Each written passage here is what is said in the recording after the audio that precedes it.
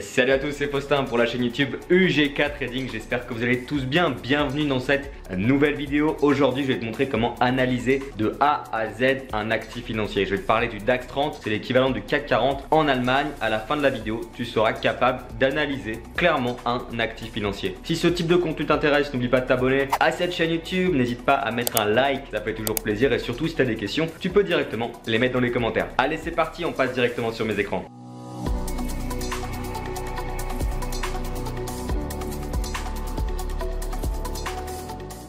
Allez, c'est parti, on se retrouve sur ma plateforme de trading ici, MetaTrader 4, plateforme multi-broker. Tu la trouveras donc chez tous les brokers. L'avantage, c'est que si ton broker ne te plaît plus, tu peux tout simplement changer de broker et tu retrouveras très simplement MetaTrader 4 ou MetaTrader 5.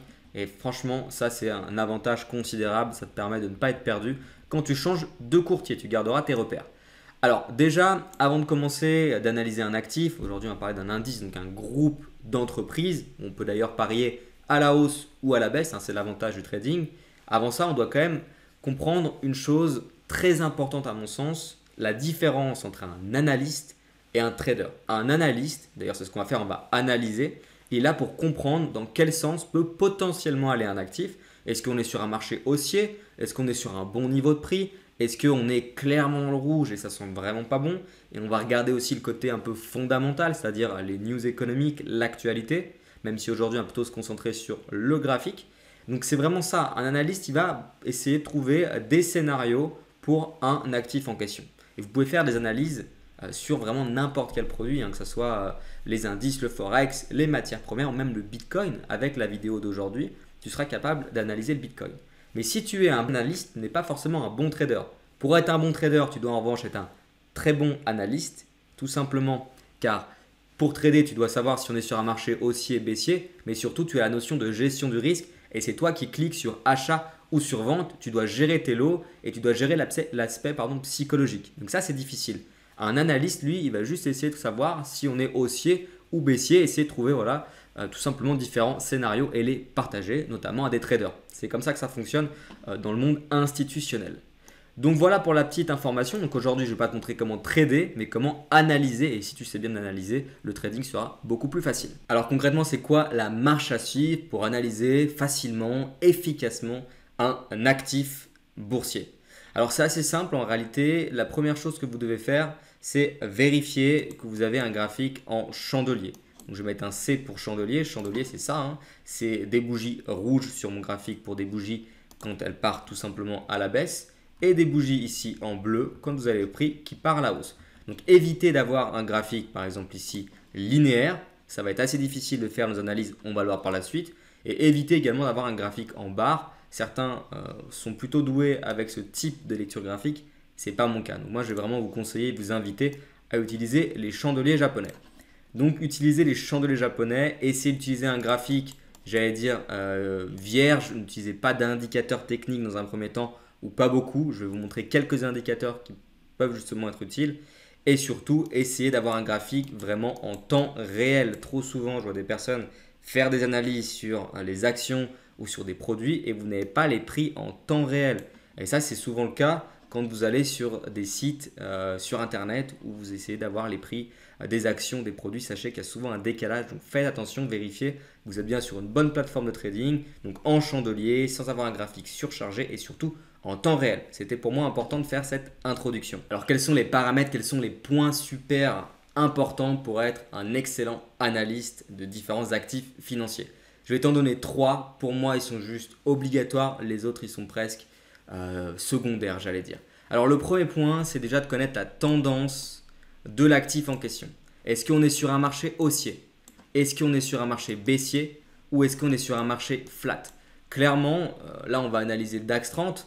Mais idéalement, tu vas analyser plusieurs actifs et tu vas chercher des actifs qui ont de belles tendances. Je ne sais pas si tu es déjà allé dans une salle des marchés ou si tu as déjà vu dans des films. Souvent, tu vois ce qu'on appelle les tickers. C'est sur le fronton des salles de marché où tu vois par exemple euro-dollar avec une flèche vers le bas en rouge, DAX 30 avec une flèche vers le bas en rouge ou peut-être Sanofi, une flèche vers le bas en rouge. Ça veut dire qu'il n'y a que du rouge partout. Et donc là, les traders se disent, oula, ça sent pas très bon. On va plutôt chercher à vendre le marché. En fait, on va suivre le marché. Et c'est un petit peu la même chose avec la tendance. L'idée, c'est de savoir où on se situe. Est-ce qu'on est sur une dynamique à la hausse ou une dynamique à la baisse? Et si on est dans une dynamique haussière, on serait complètement bête de vendre le marché. En tout cas, c'est comme ça que moi, je raisonne. On ne va pas faire de l'anticipation. On va juste presque prendre uniquement les miettes du marché, ce qui reste du marché, mais ça va nous suffire, nous, en tant que traders, pour gagner. Et donc, c'est un petit peu ça la base de l'analyse graphique et même technique. Après, il y a l'analyse fondamentale, mais aujourd'hui, je vais surtout te parler d'analyse graphique car c'est super important. Donc ça, c'est la première chose. La deuxième chose, c'est de regarder ton graphique sur des unités de temps élevées. Ça veut dire que si tu vas analyser un graphique sur des toutes petites unités de temps, je vais te montrer par la suite, ça a très peu de valeur. Tu as des bruits de marché, ça va un peu dans tous les sens, ça grimpe, ça baisse, ça grimpe, ça baisse. Tu ne sais pas si tu es haussier, tu ne sais pas si tu es baissier, tu ne comprends pas grand-chose. Et personne ne comprend rien sur des petites unités de temps, car souvent, c'est des algorithmes de trading qui vont passer des ordres. Donc, on n'a pas de très très bonnes informations. Donc, vraiment, il faut regarder des grosses unités de temps. Je vais te montrer tout de suite ce que c'est que des grosses unités de temps.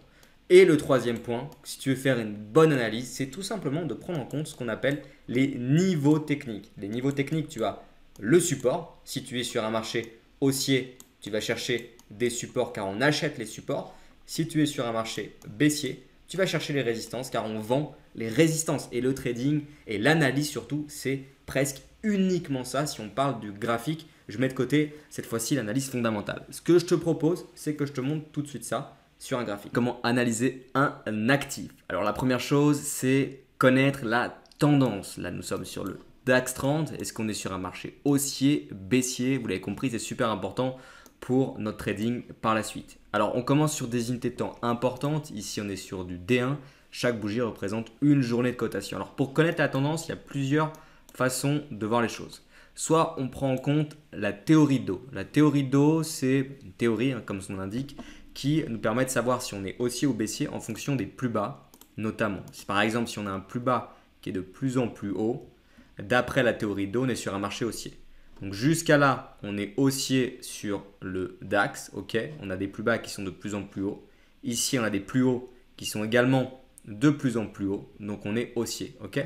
En revanche, à ce niveau-là, le plus bas est de plus en plus bas. Donc on commence à devenir baissier, mais le plus haut ici est toujours un petit peu plus haut. Donc on reste haussier avec un ralentissement ici de la tendance si on se base sur la théorie d'eau. Ça peut paraître compliqué, mais en réalité, c'est super simple. J'ai d'ailleurs fait une vidéo sur ma chaîne YouTube, n'hésitez pas à la consulter. Donc ça, c'est pour la tendance. Donc en D1, on est haussier avec la théorie d'eau. Ce qu'on peut faire également, c'est ajouter un indicateur technique ou deux pour confirmer cette tendance ou infirmer cette tendance. Alors, dans tendance, dans l'indicateur, on va mettre par exemple une moyenne mobile, moving average, une 200 période, méthode de calcul non pas simple mais exponentielle, appliquée à la clôture. Ce qui est très simple, c'est qu'on voit que les prix, tout simplement du DAX, sont au-dessus de la 200 période. Donc on est bel et bien haussier. Donc ça confirme un petit peu ce qu'on a vu avec la théorie d'eau. Et même d'un seul coup d'œil, on le voit, hein, c'est à la hausse. Je veux dire, on peut prendre n'importe quel actif. Ici, on peut prendre le GBP USD. Si on dézoome un petit peu le graphique, là on est haussier, ok. Donc on est également au-dessus de la moyenne mobile 200 périodes. Si je prends par exemple le gold, hop, sur du D1, là on voit qu'on est neutre, on a une moyenne mobile qui est plate et surtout on est un tout petit peu au-dessus, donc peut-être un peu plus haussier, mais à court terme en tout cas, mais à moyen long terme, on est plutôt baissier. Donc c'est assez simple en fait, on peut le voir d'un seul coup d'œil, mais souvent quand on débute, on a des difficultés et c'est pour ça que la moyenne mobile, ça peut vraiment nous aider. Donc pour en revenir sur le DAX, on est haussier, au-dessus de la moyenne mobile de 100 périodes et surtout une moyenne mobile qui est bien orientée. Si on a une moyenne mobile qui est plate, ça veut dire qu'on a un ralentissement de la tendance ou j'allais dire même l'absence de tendance. Okay, donc là, on est au-dessus des prix. La théorie de dos est plutôt haussière sur le DAX, même si on a un petit bout de ralentissement ici, mais c'est rien de bien méchant. On va maintenant aller sur du H1. L'idée, c'est de trouver des actifs qui ont la même tendance sur différentes unités de temps. Également, ce qu'on peut voir, c'est si on dézoome, c'est qu'on est flat, pas de tendance. Et c'est franchement confirmé juste à travers cette moyenne mobile qui est complètement plate, même si on est tout juste au-dessus. Donc on est quand même plutôt haussier, sachant que les unités de temps élevées prennent le dessus. Si on est haussier sur le D1, mais baissier sur du H4 ou sur du H1, c'est toujours le D1 qui a raison, entre guillemets. En tout cas, les unités de temps plus importantes. On peut passer maintenant sur du H1. On voit également qu'on est toujours presque, j'allais dire, dans un range. Là, je pourrais tracer le range de cette manière. Je prends le plus bas ici, le plus haut ici Après, on peut mettre des paliers intermédiaires sur ce niveau-là. Mais grosso modo, dans ces extrémités-là, il n'y a pas de tendance. On a le prix qui se balade de cette manière.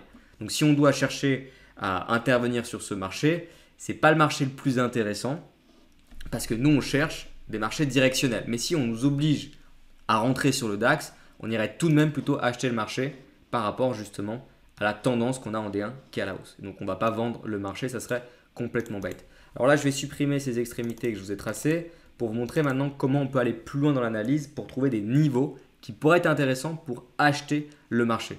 C'est très simple, on sait en fait quand on va analyser un actif, une fois qu'on est haussier, on sait qu'on va chercher à travailler les supports. Comme j'ai dit tout à l'heure, lorsqu'on est haussier, on travaille les supports, lorsqu'on est baissier, on travaille les résistances. Donc là, il faut trouver tout simplement des niveaux de support. Alors déjà, la première chose à faire, pour moi, c'est de quadriller le graphique très rapidement. Quadriller le graphique, ça veut dire mettre des niveaux horizontaux. Pour ce faire, vous pouvez utiliser un indicateur très simple.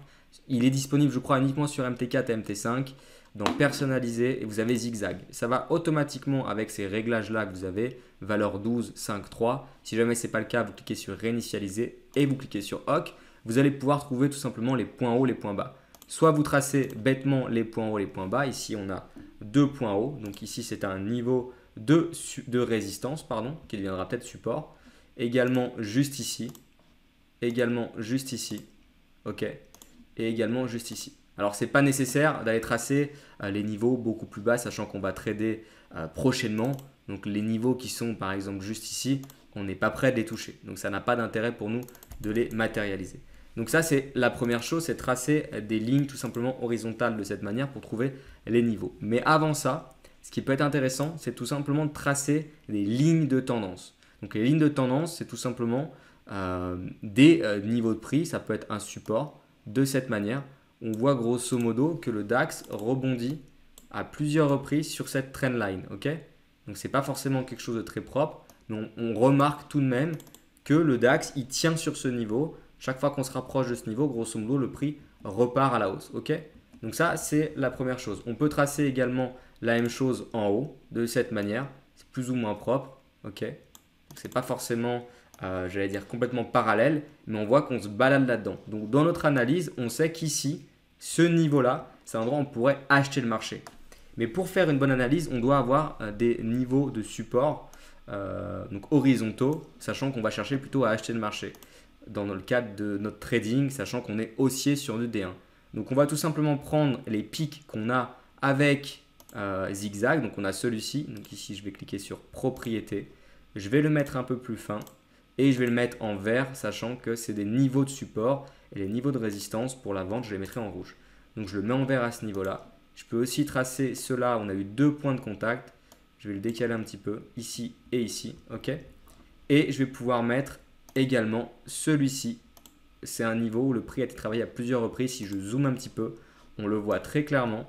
C'est un niveau qui a été travaillé une fois, 2 fois, pardon, et 3 fois. OK, à la fois en tant que support et en tant que résistance.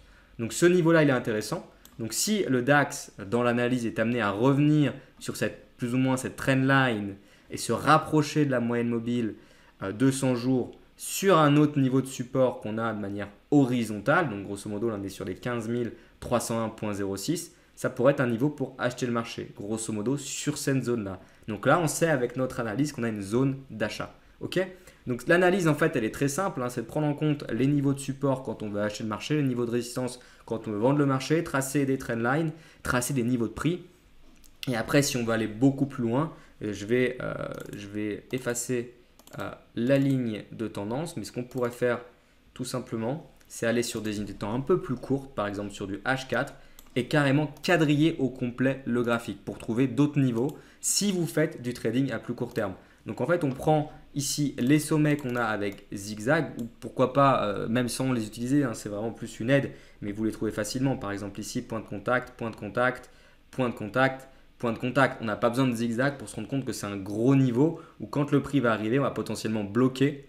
OK, donc si on est ici, ça peut être le moment de sortir du marché. Si on a acheté le marché, par exemple, sur un support, par exemple ici plus bas, sachant qu'on est en tendance haussière, on pourrait acheter le marché ici sur du H4 et sortir du marché ici car on sait que le prix risque de bloquer pour pourquoi pas recorriger, respirer, même si on est sur une vraie tendance haussière. Voilà, je ne vais pas aller plus loin, mais l'analyse, en fait, elle fonctionne de cette manière. C'est super simple, c'est tracer le niveau de prix, trouver vos niveaux de support dans le sens de la tendance. La chose que je voudrais vous dire ici, c'est qu'on est sur un marché, en réalité, sur les différentes unités de temps, hein. On l'a vu tout à l'heure, hein, sur du H1, H4 et D1, qui n'est pas fortement haussier. Donc, si moi, je dois faire du trading aujourd'hui, je ne pense pas que j'irai trader le DAX, j'irai plutôt trader un autre actif. Alors, on va regarder pourquoi pas le GBP USD, voir comment il se comporte. Donc là, on voit que sur du D1, on est quand même haussier d'un point de vue de la moyenne mobile.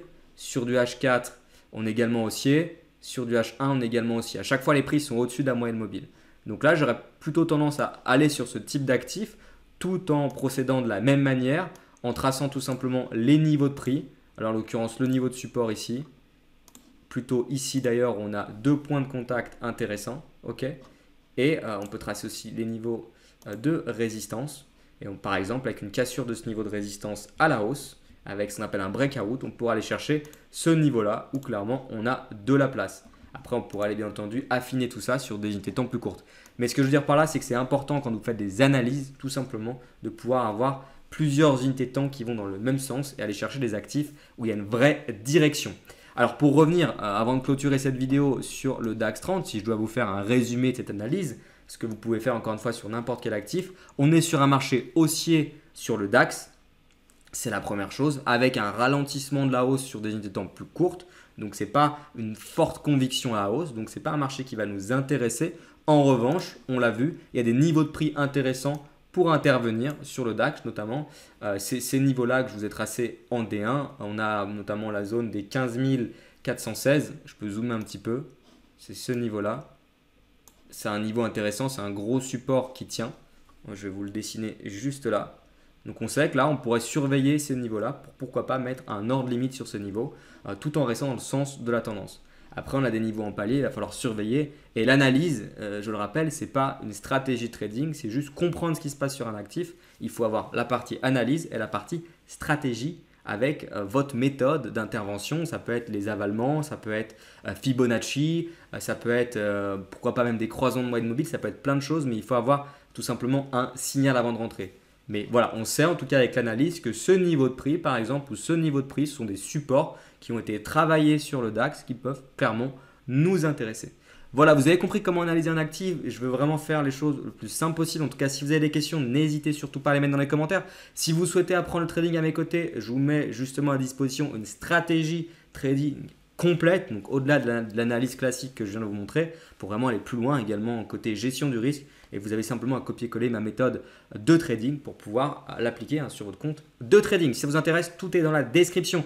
Merci beaucoup d'avoir regardé cette vidéo. Encore une fois, n'oubliez pas de vous abonner à cette chaîne YouTube, à liker et bien sûr à commenter. Merci beaucoup, c'était Faustin. À plus tard sur les vidéos YouTube.